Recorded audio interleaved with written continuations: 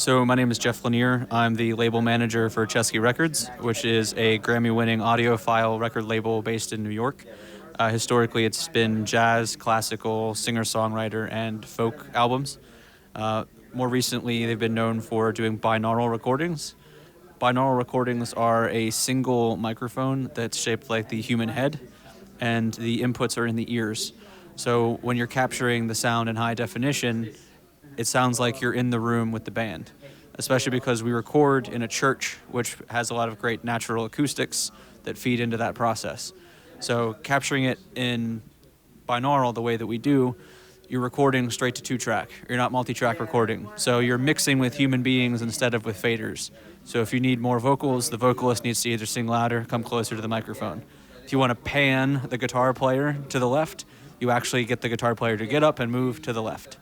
So it's about capturing the picture of what the band is like live on an album. And we recorded in 192.24 in high resolution, so it really feels like a 360 3D audio experience. Right, it sounds great. Leave it right there. That's fine. I want to ask you a couple of questions. So the concept is that you're going to be recording the way people hear, and so you put it inside this basically mannequin, like you said, or maybe in the future you have an Android could just do it for you. But you got... do you do it for just classical music? Would this work for like rock and roll or anything like that? I mean, we don't do just classical. It's been jazz, classical, some acoustic pop things.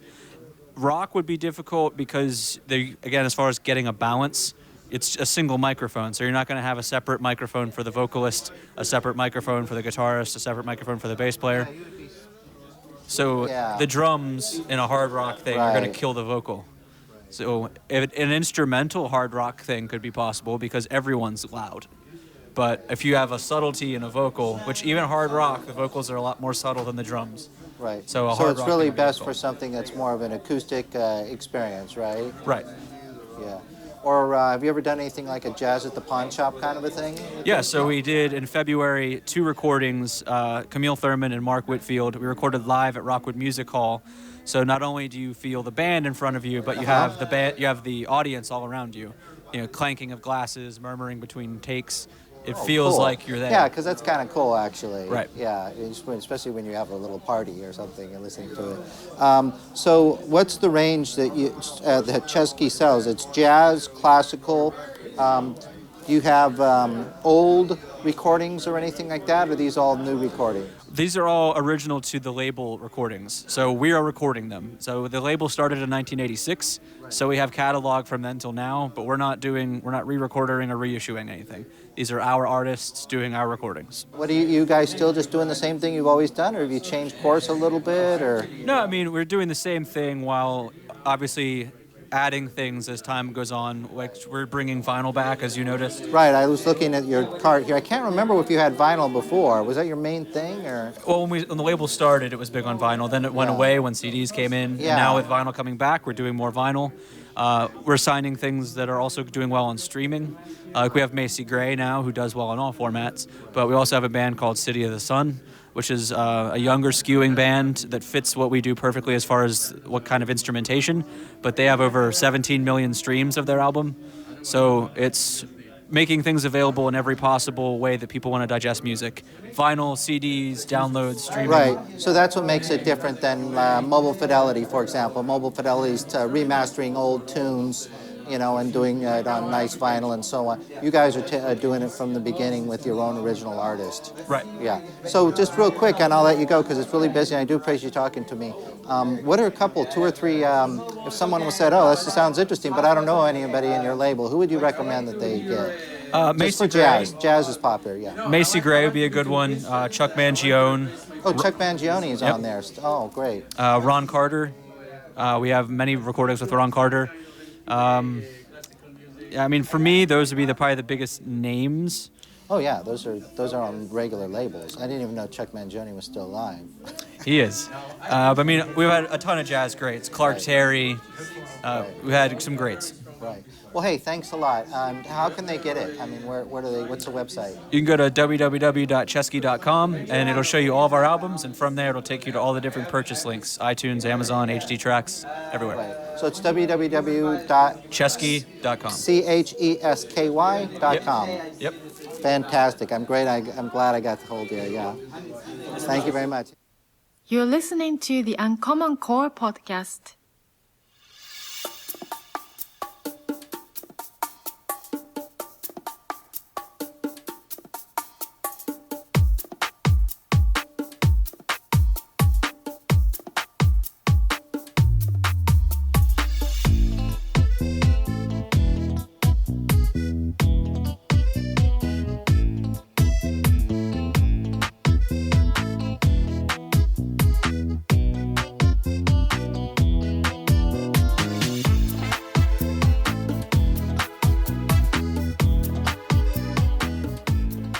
Perhaps now is a good time to give a little background of high-end audio for those who weren't around before 1990. In the 60s through the 80s, before the internet, before the electric car, the iPhone, Twitter, and reality TV, vinyl records were the thing. Back then, the recording process was somewhat unknown. Music was created in secret, unseen, mysterious places called recording studios. They had mystical reputations, something like Harry Potter's Hogwarts. And they had cool, mysterious names like Abbey Road, Muscle Shoals, Sun Studio, Electric Ladyland, Motown, and the Record Plant, to name a few. In these places, magic was made by artists who were, for the most part, inaccessible to the average person.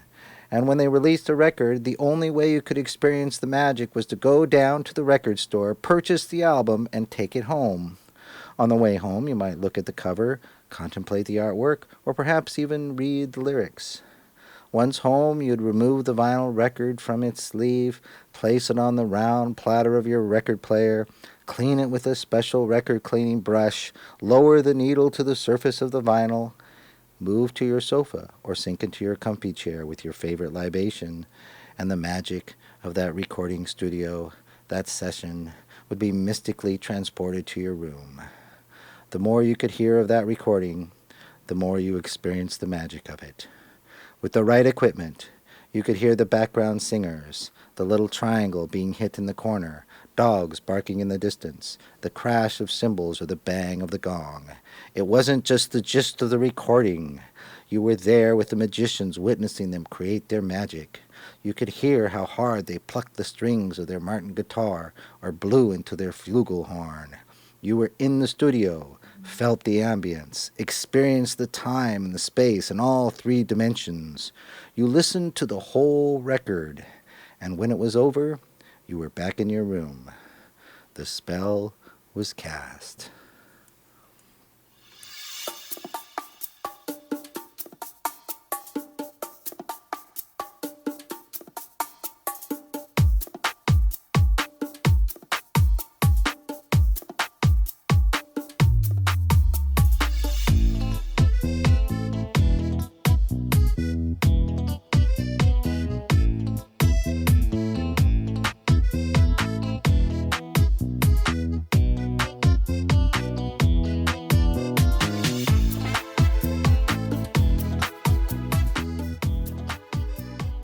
Okay, so Mr. Cheskey just walked in, so I'll give you this, or I'll hold it for you. Why don't you tell me a little bit about how you started the company and why you started the company? I started because, first of all, I was a musician-conductor, and I've always been fascinated about audio. And you know, the best seat in the house was where I was conducting, because everything would sound great up there. And I said, if I ever make a record company, I'm going to make it from a one-point mic perspective, what it would be like if you were the conductor. So the whole philosophy of our company since day one would be like, what would it be like for you to stand in front of a band? And that's what we're trying to do, is convey real musicians in a real space. And that, in essence, of like a quick little podcast bit of what we do. Real musicians in a real space, and you're standing right in front of them. Well, like when you started, what was going on? What was the year? I think it was in the 80s we started, and it was a very exciting time because vinyl was big, analog recording was pre the internet, and it was pre-video games, and everybody loved audio, and it was kind of cool to have an audio system. It was before MP3, so it was the golden age of high-end audio. Right. And there were a couple, did you start, I mean, there was the Windham Hill guy. Right. And there was Mobile Fidelity. About where in the timeline did you Right start about a yours? little after Mobile Fidelity and Windham Hill. I guess they had a 5-year start on us.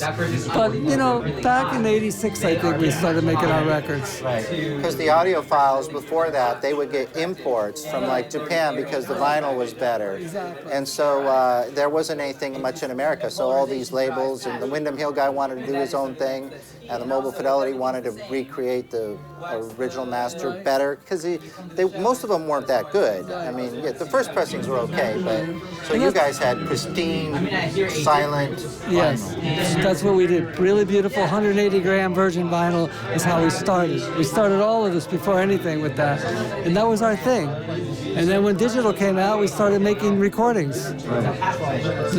One quick thing here. So the vinyl that is available now, is it 180 or what is the variety you could get? These are all 180s, right? I think so. Yeah, all 180. That's all we do is 180 version. Right. That's our thing. Do you have like 45 or anything like that? No, 33 and 180. 33 and a third, 180. Yeah. Okay, great. And he told us about some artists. What would you say is your favorite new artist that you have on your label? That guy Dave Cheskey, his band, love it.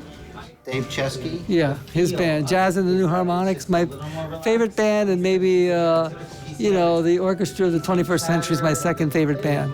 Okay. Because they're my bands. Now, do you perform live then? Yeah, I'm at Disney's on the 30th of this month. Jazz at Lincoln New York Center. City. Yeah. So I play with my group and I write symphonies and operas, but I like everything. Look, it's sort of like a grocery store. Everything we record, I like, and I have my favorites, but I have to say, off the record, I listen to the records about a year or two after, because by the time the record comes out, I've listened to this so many times, it's like I need a break from the record. And then I really can't appreciate it as a record till like a few years pass, and I don't remember doing it. Then I sit down and say, that's a nice record. Right. Because when in the studio and we're fixing it and editing, all we do is listen for mistakes. I really don't listen to enjoy it and say, okay, we got a cut here, there, and this is no did I good. do that? Or should I have done this? And then I talk to the engineer, maybe we have to fix this, and what can we do better? So it's not an aesthetic You're all too experience. much in your head about It's what all you're a head experience and trying to make the product. And then once if I want to enjoy something, I'll pick up his recording that I don't know anything about and just enjoy it. So that's the thing. But after a few years, then I can go back and dig it. Right, I think Bob Dylan and other people have said stuff about their records. It's like you get, even stuff of my own band. I love it when we're recording it, love it playing it. But by the time the record's done, I just have zero desire to All those memories, yeah.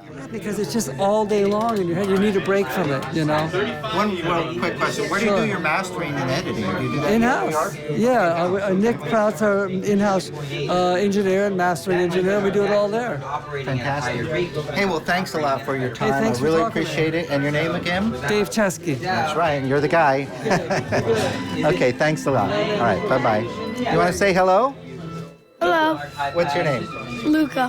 And you're working behind the counter, right? Yeah, What's your name again? Luca Cheskey. Oh, okay, cool.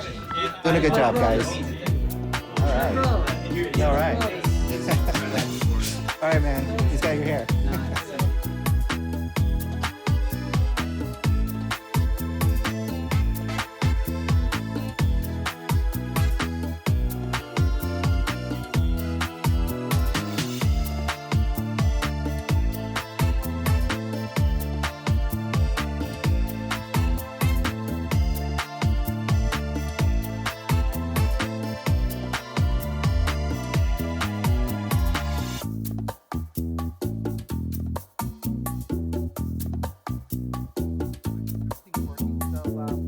What we have here, though, I guess I should explain to people, what I have in this room is you have something unique. You have something it's a one unit which has records underneath, and above is a little stand, and above that is like an old-fashioned record player. Actually, I used to have one that used to cut the records. And it looks similar. Yeah, I don't know what happened to it. I showed it to some guy. I think he took it from me. But it used to cut them, and it looks very similar.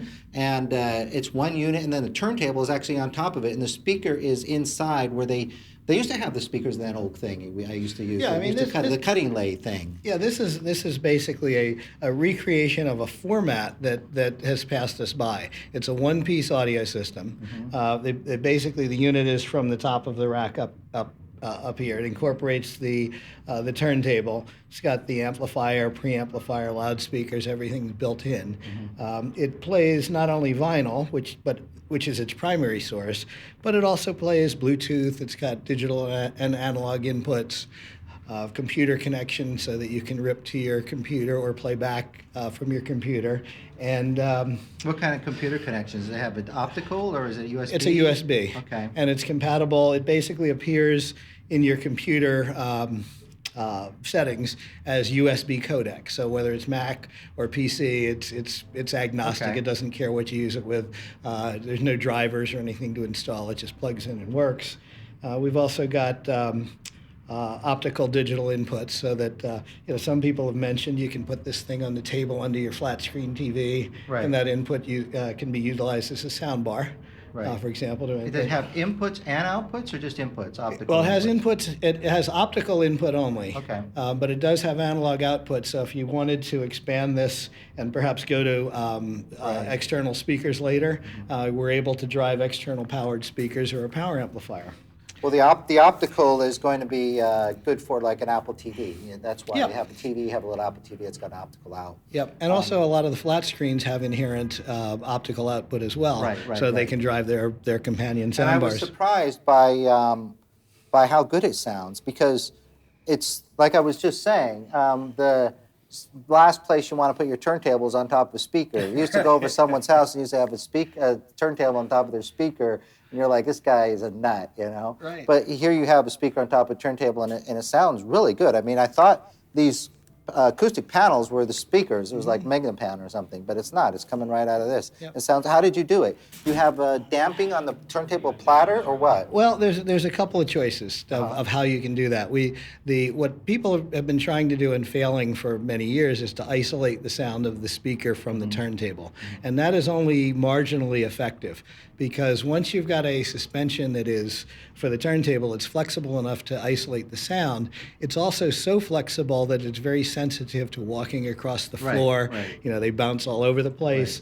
So we didn't want that. So what we did was we took the backwards approach, I guess, of looking at the source side rather than trying to solve the problem at the load side. And what we did was basically designed a speaker enclosure and system that resonated less. Oh, I see. Okay, so we clever. cancel some of those So you're vibrations. going to have the audio, you're going to move the air. Still, Right. Yeah. But It's not going to vibrate the cabinet. Exactly. It's isolating not isolating, but limiting the generation of the mechanical vibration definitely, yeah. to the point where the standard standard take suspension can take over and can Yeah. handle what's left. Right.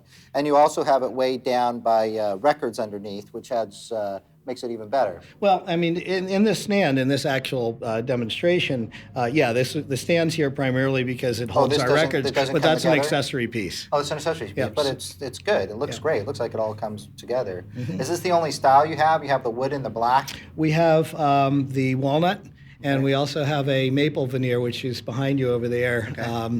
Both versions. We have two versions in terms of the turntable quality. In the tone arm and cartridge, we have a standard version and a step-up version that we call the carbon edition because of the carbon fiber tone arm. Oh, great. The standard version has an aluminum tone arm. And the carbon fiber version has an Ortofon OM2 cartridge, which red, is right? the OM2 red, exactly. Yeah.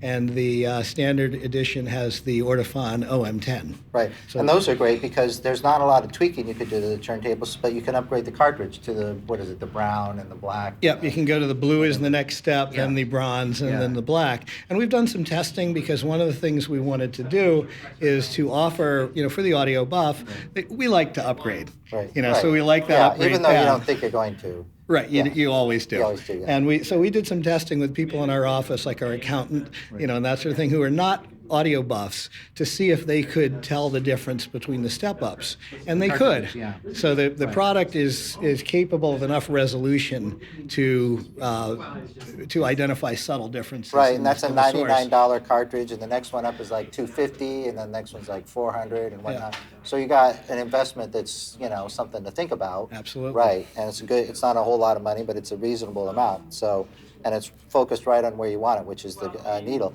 And how does it track? Does it track pretty good if you got some old records and you cleaned them off? Is tracking's pretty good with this? Oh yeah, I mean it's an excellent cartridge. The record deck mechanism is made for us by Project, which is it's a project. Yeah, Oh, it's okay. basically this unit is basically the Carbon DC. Okay. We've replaced the Project's motor drive electronics with our own, just to be able to give switchable 3345 without having to change the belt on the pulley. It's a belt drive. It's a belt drive. Of course, because Yep. it's a project. Yep. Right? Yeah.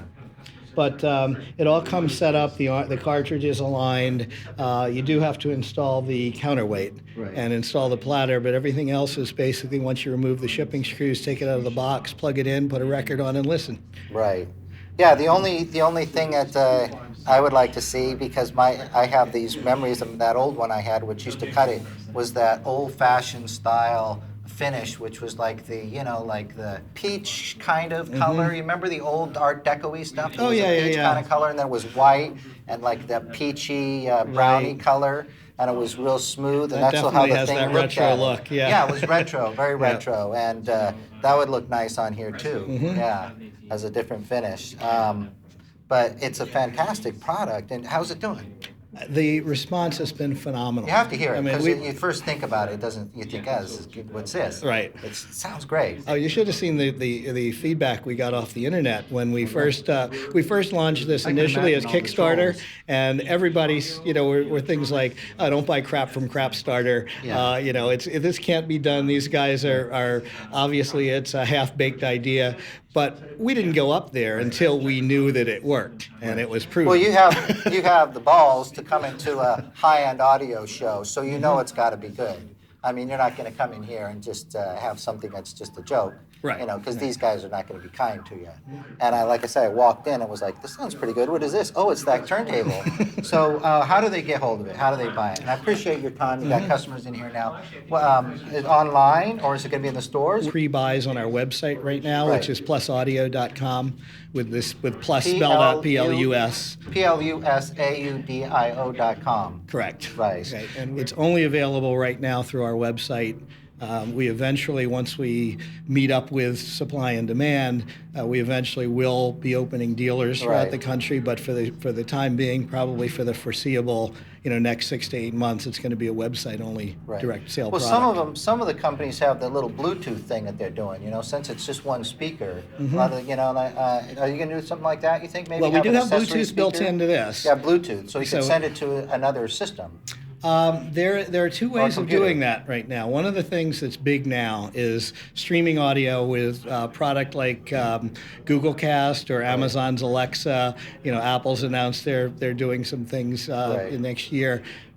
The way we've accommodated that is we have a dedicated input that if you were to buy let's say, for example, a Google Cast adapter for Right. the $39.95 or whatever it costs, we have the 5-volt power supply to power it, and an input that has automatic signal sensing. So if you were to, say, go to your Google Home Oh. and say, Google, play Pandora on Right. my Plus radio Right. or Plus record player, it will sense that input. It'll turn the unit on if it's in standby, Right. turn it to that input to a preset volume, so it'll work transparently as a multi-room system in the Google world Right. or in the Alexa world. But why we didn't build that in just yet is because that world is so fluid right now. Right. So there are Yeah, choices Electric and more Company A choices to and a couple come. other the people here are experimenting with that too, with new products. Yep, but Yeah. because it's so fluid, we didn't want to saddle the product with something that might be the Right. next beta in a Or VHS it might world in a disappear, couple yeah, of right. years, or might Yeah. disappear or change. So we've accommodated it. We thought about it. It wasn't an oversight, but we thought that the best thing to do at this time was not to build it in, but Right. to offer the integration. Right. Well, it's a fantastic, especially at the price. It looks cool, and you got the old records underneath, and whole system. How much is the stand? The stand, we don't have a price set on the stand yet. This is just a prototype. It's out with our suppliers for quotation, but our target is somewhere between the $300 to $500 range. We don't know exactly what it's going to be. The fact that you make it match is nice, and maybe you can put, yeah, you can fit about 300 records. Some the additional veneers damping will there. match the veneers of the two Right. units, the two versions we have. And it's And good it's to very have, solid. because people are gonna want. It's kind of hard these days to find something with records that holds records. You know what I mean? Yep. Yeah. So that's good. Fantastic. Yep. I won't take any more of your time. We Thank got you. customers here.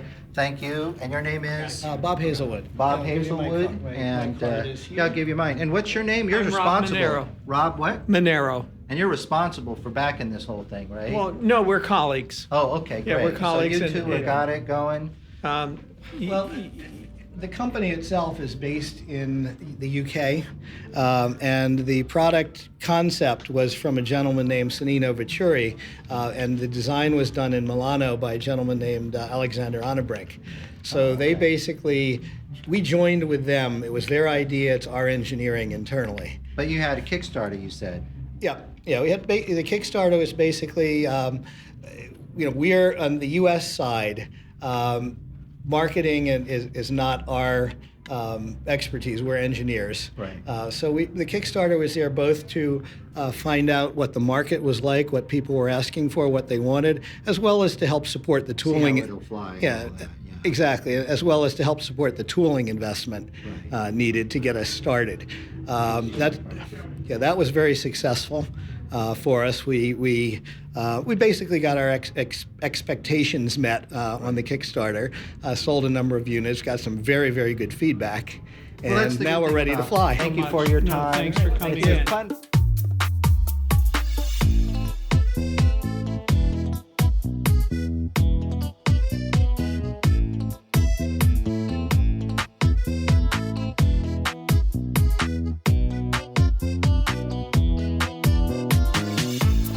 It's time to heal and regenerate the world's forests and the communities affected by deforestation. With the Ecosia search engine, profits are used to plant trees and regenerate deforested land around the world. They plant in biodiversity hotspots where the value will be greatest for the environment and communities. Here's how it works. You search the web with the Ecosia search engine. Ecosia uses up to 80% of their ad revenue to plant trees. And for you, it's free. You're going to search the web anyway. Why not plant a tree while you're at it? Go to https://ecosia.co/uncommon. That's https://ecosia.co/UNCOMMON.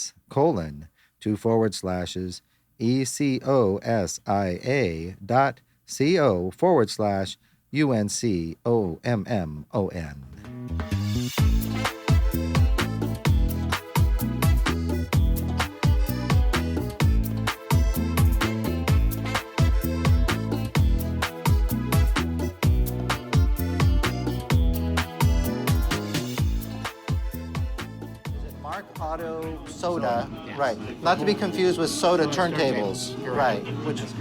So tell me about your company, because I'm not that familiar with it. I've seen it, and it sounds very good. The speakers sound great. They say it's on rock and roll. They have a punch. And they have they sound like something you feel as well as you hear. Yeah. So we came out, basically MarkAudio-Sota was a collaboration of a couple different things. One, Mark Fenlon, who is the designer of the speakers, he came out, he was developing Mark Audio drivers for the DIY market. So full range drivers, that was basically his What was the name of forte. the driver? Well, the driver itself, the company name is Mark Audio, and then the drivers themselves were like L pair 5s, L pair 7s. Okay. Actually, a little bit of notoriety, quite frankly. They're good drivers for the DIY market. Yeah, I came from San Francisco, and there used to be speaker places where you could go and buy the drivers and build your own speakers. Yeah, Speakers Plus or something, I forgot what it's called. So there's L pair 5s, L pair 7s, and there's the Sota brands as well. So we started talking to him about collaborating to build a ready-made speaker. Right. So we got together with him. We got together with Dr. Scott Lindgren, a friend of his in London, to develop our crossovers. So since we were using full range drivers, we didn't need a complicated crossover. We used basically a second order crossover, a couple caps, copper wiring. Right, some of the best things, no crossover at all. Exactly. A lot of people used to take car speakers that had no crossovers and make home speakers out of them. Yeah. Exactly, that's true. That's true. So what we felt is we were getting a very, the full range driver story for us was that it's a very nice flat response and a very good sound stage. Also, since we use that, one of the smaller drivers, a 2.5-inch driver for the higher frequencies, it doesn't get as directional. Higher frequencies are directional by nature, and if you use a tweeter, tweeters are very directional. Tweeter manufacturers are always trying to figure out how to disperse that high frequency sound. We use a full range speaker driver. It does it by itself.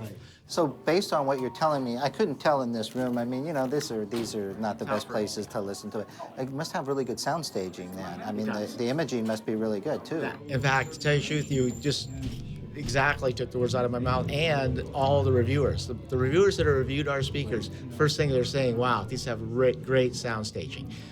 Just really... Yeah, the sound stage and the image gets all screwed up once you complicate things. Thanks, right. And so we have very good sound staging and a nice flat frequency response. So there's no dips at the crossover points, because we're really only crossing over our speakers at 2400 or 1900 depending on them. So these sound good with rock and roll, but they must sound great with jazz too then. We do. In fact, I play a lot of jazz on these, as well as female vocals and such. So yes. Right. And you have finishes which are like, at least in there, you have the white, probably black, right? Yeah. So depending on the models, we use have the piano finishes, Right. piano lacquer Looks finishes. like the lacquer So it's the piano, white, black, and we do have a red as well in one of the models. The other ones we use also go with a dark oak and a light oak as well. Okay, yeah, people are getting away, I guess, from those exotic woods. Yeah, I mean, exactly. you could get a lot with oak. I mean, oak is a nice wood. It's a nice wood, what we do is we have our cabinet manufacturer uses high density MDF, so it's a little higher density material than a regular MDF. Right. And then we of course use the lacquer finishes, but the wood finishes are a veneer. Right. Yeah. Wood veneer. Yeah, well, like I said, it sounded good in there, and it was an intriguing story that you have there. And where can they buy them? I mean, So right now we have them online at MarkAudio-Sota.us. Also, we're starting to set up a dealer network, as anyone imagines nowadays. say the website again. Sure, it's Mark-Audio. Okay, MARK. Yeah. Hyphen. I'm sorry. Mark Audio. Mark Audio. Yeah, like you have it written here. Yeah. MARKAUDIO-SOTA.com. Oh, .US. That's it. .US. Okay. Because it started in Europe, you said? It started, actually, our first sales were started in Japan and then went to Europe. Interesting. So we had to separate our. Yeah, that's why the ourselves. .US. Yeah. .US, yeah. And is it in Asia too? Because actually, I have a lot of people listening from Thailand. Right now, we're distributed more in Japan. Oh, okay. The Japan market is fairly well covered, and then we're starting in England and then moving into the European continent. Where's it more popular, Japan or here? I guess Japan's been there longer, right? Japan's been there longer, and the distributor there had set up already a dealer network, so it is getting very, very popular there. But we're starting to do some internet sales as well here. Right. Yeah, would you call it a Japanese speaker then? No. Actually, amazingly enough, the Japanese speakers that are being sold the most, it's called a Tozy 1 and Tozy 2. It's a very small, single driver speaker, and it sort of fits Japanese lifestyles. It's smaller homes, this and that, smaller listening rooms. You make those too? We do make those as well. They're called Tozys? Tozys, T-O-Z-Z-I. So all our speakers are named after Italian composers. Tozy, Zesti, Is that like an audiophile speaker or more of just a lifestyle speaker? I'd say it's more of a lifestyle speaker, although quite frankly, using the full range driver is still very, very good. Still pretty good, Oh yeah, definitely. Yeah, it's interesting because Japan has all of the musical gear you know, the synthesizers and the keypads and all that other stuff. But they really didn't make a dent, at least in the U.S. market, with the speakers. They never have. Market, Yeah. The speakers themselves, Japanese speakers just never sounded quite right. I don't think. Yeah. Is when it really gets down to it. Yeah, so you would listen to other speakers and you'd be hearing Japanese instruments, but you wouldn't be hearing Japanese speakers. But that's okay. I mean, Yeah. spread it around, right? That's true. That's true. That's And true. what's your name? My name is Dwight, and the last name is Sakuma. Sakuma.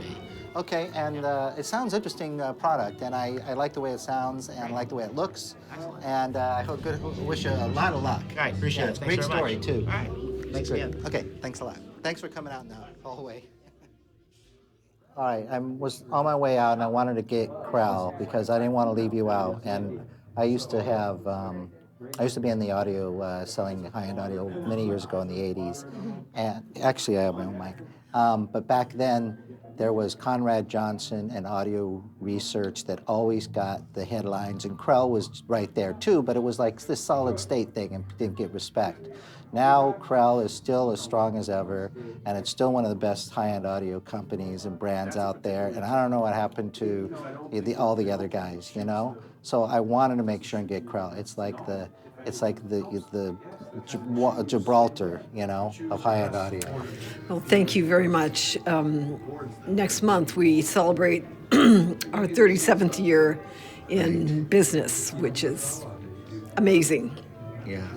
And we have a new line of products coming up, and we're just going to keep making products for as long as people want to buy them. Right. And the thing is, you started in what year again?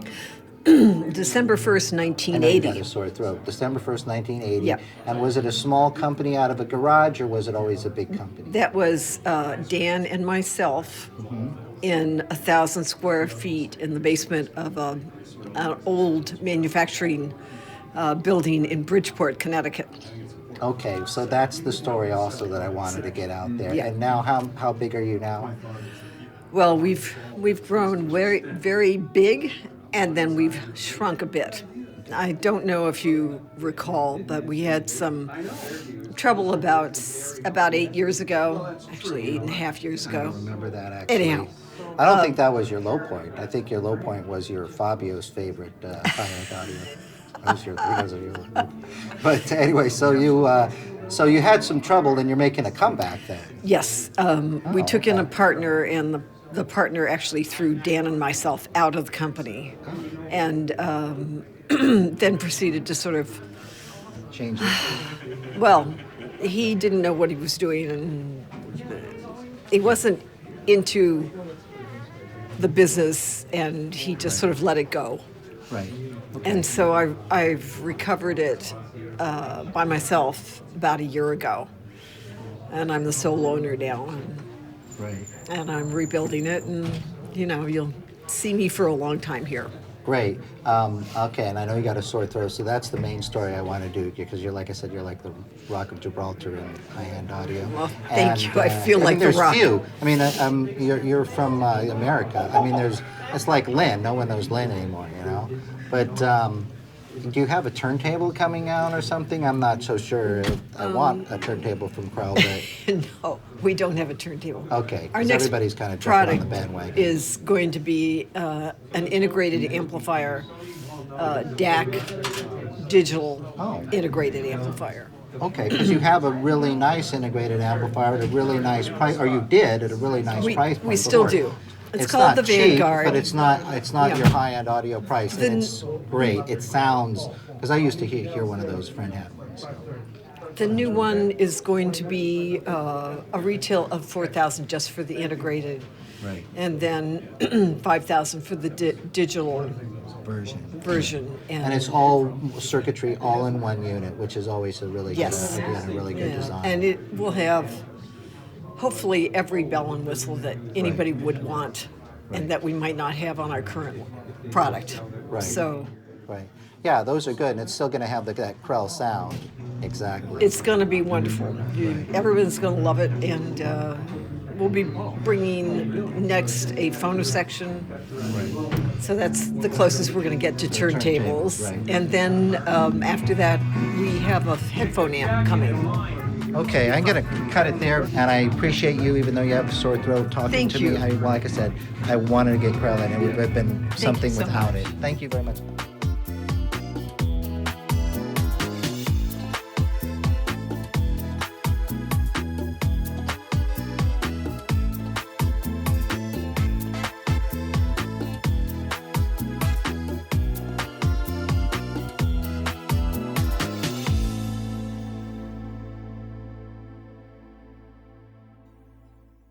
You've been listening to the Uncommon Core podcast with Thomas Howell. I'm Satoko Smith. Thank you for listening.